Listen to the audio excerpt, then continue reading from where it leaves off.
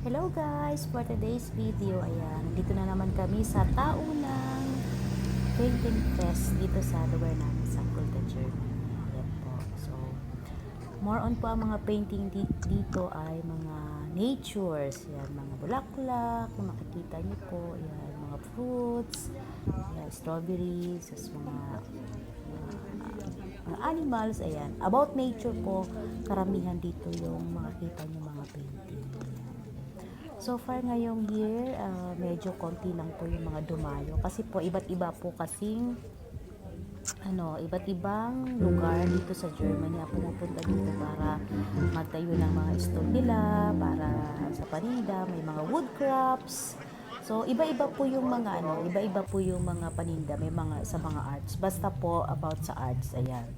So, may mga luma na rin, ng mga tinda nila, yung mga arts nila dati pa, tapos yan, viewers, and so, hindi ganun kadami yung tao ngayong taon. Tapos, konti na rin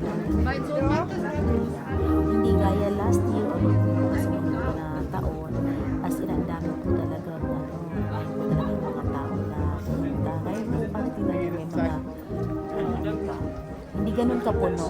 So, yan po yun, Sabado yan. Normally po kasi pag weekends is talagang minutunan ng tao. So far ngayon, konti lang po yung nag-presents na mga tagal pang buwan. Siguro po,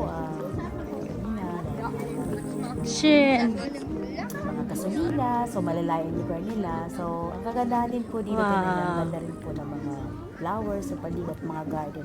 Yung mga bahay po kasi dito, may kanya-kanyang garden. Dito na naman tayo So, ito naman kami. May hinahanap yan si Habi na cake na pwedeng uminom ng kape, tapos may cake kasi also yan dito sa Germany. Garnished?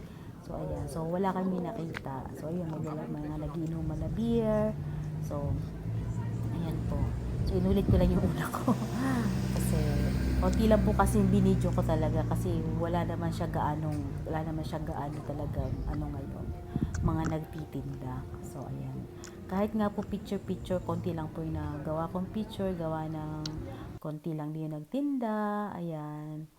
So, iba-iba mga handicraft, woodcraft, yan. Yan po yung mga tatlong piraso lang ate ang na-video ko dyan. Ayan. So, ito pa, from Vietnamese. Ito, hindi ko alam kung ano niyan. Hindi ko alam kung anong imahe yan. So, ito lang. Yan lang po yung parang nakita namin this year. Hindi siya ganun kadami. So, may mga damit na rin. So, yun guys. Yun lang po. Thank you for watching.